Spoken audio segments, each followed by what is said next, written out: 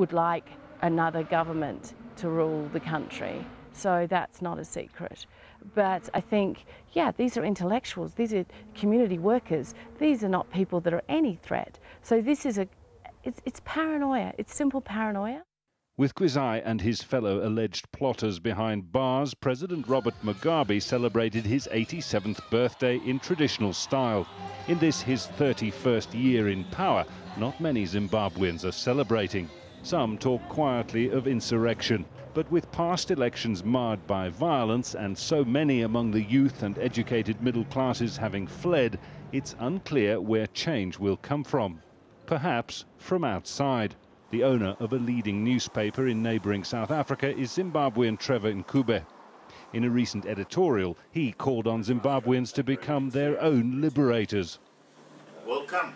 There comes a time when that fear that plays at the back of your mind faces the reality of your oppression, and you cross the line and you say, yes, these are the possibilities that might be visited upon me, but I, as a human being, deserve a better life. Here in South Africa, where Zimbabweans have come to find work or safety in their many hundreds of thousands, there's fairly open talk about what events up north could mean for Zimbabwe. But it's talk in small pockets, far from home, without cohesion or momentum. An email doing the rounds inside and outside Zimbabwe calls for a 1 million citizen march in Harare on Tuesday. It's linked to a Facebook page which only has about 230 members. What could be a sign of online activism is instead greeted with skepticism. Some believe it's the work of the security services, designed to lure activists onto the streets to be arrested. It's the sort of suspicion, laced with fear, that makes any substantial challenge to Mugabe's rule seem unlikely for now. Jonah Hull, AlJazeera, Johannesburg. Well, some are calling it justice served in Iraq. A British private security officer is given a life sentence for murder. That story's coming up. Also ahead, 2 former Blackwater contractors are going on trial again in the United States for killings in Afghanistan. Stay with us.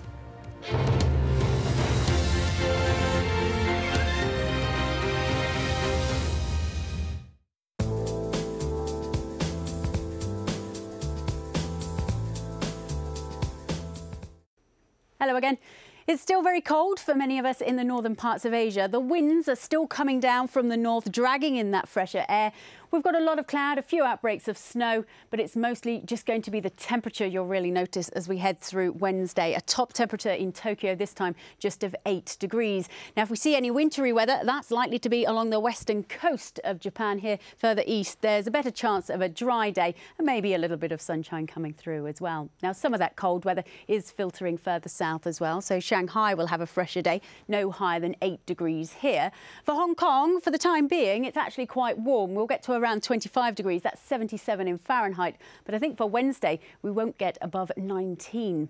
A bit further south, and we've seen torrential downpours in the southern parts of the Philippines. That area of wet weather is now pushing a little bit further northwards. So the southeast, where we saw the worst of the rains, it will be a lot drier here for Tuesday. Just more isolated showers to deal with here. Java, though, that's still going to be very wet, even Jakarta. For Australia, the wettest weather here is still in the far north. We've got one area of low pressure there across the Northern Territory and another one over Western Australia. Lots of rain pushing its way further southwards as we head through Wednesday. Heavy downpours here.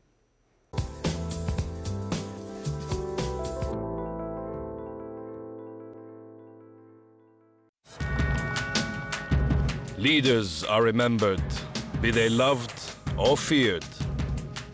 Alone they are inscribed on the pages of history. But what of the men and women whose hands build their monuments and whose blood stains their battlefields? The people who, against all odds, wield the power to reshape history. People in Power, at this time on AlJazeera.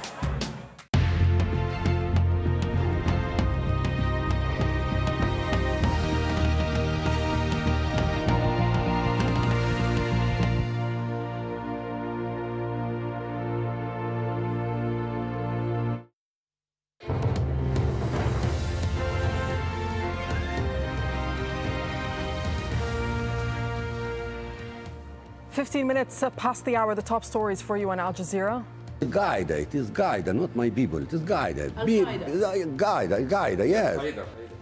Libya's Muammar Gaddafi tells America's ABC network that Al-Qaeda is to blame for the unrest sweeping his country. Libya's Air Force has reportedly bombed an ammunition depot held by opposition forces in the city of AlJazeera, and there are reports several people are dead in the capital Tripoli after forces loyal to Gaddafi opened fire on protesters. The European Union has approved wide-ranging sanctions on Libya, including an arms embargo, a visa ban, and a freeze on assets. Meanwhile, China and Russia have backed calls for the Libyan leader to face prosecution for crimes against humanity. Well, Egypt's public prosecutor has issued a travel ban on former President Hosni Mubarak and his family, and also put a freeze on their financial assets. Ayman Mohyeldin has more. Forced out of office and now in the crosshairs of Egypt's prosecutor general. On Monday, former President Hosni Mubarak and his family were banned from traveling abroad, and all of their financial assets and property in Egypt frozen pending further investigation. Mubarak and his family had reportedly accumulated billions of dollars in wealth during their 30 years in power in both domestic and foreign assets. The president's two sons, Ala and Gamal, were widely believed to have exploited their family ties for personal financial gains. Holding Mubarak and his former regime accountable is important if Egypt is to make a break from its past. I think it's a very positive decision. One of the demands of the revolution, which pushes it forward and reassures the people to a great extent, especially these investigations in corruption. Shortly after Mubarak left office, Egypt's foreign ministry requested foreign governments and financial institutions to freeze all foreign assets belonging to Mubarak's family. The travel ban and freeze is being imposed nearly 3 weeks after Mubarak stepped down, leaving some to question the prosecutor's intentions. This is a positive step, but very late. It should have been taken when the prosecutor issued his decision to freeze Mubarak's assets abroad, and even before then, because it has given Mubarak time to smuggle his assets out of the country. Mubarak is the most senior official of the previous regime, who is now under investigation for illegal activity. Similar travel bans and investigations have been launched into several top officials that served under Mubarak.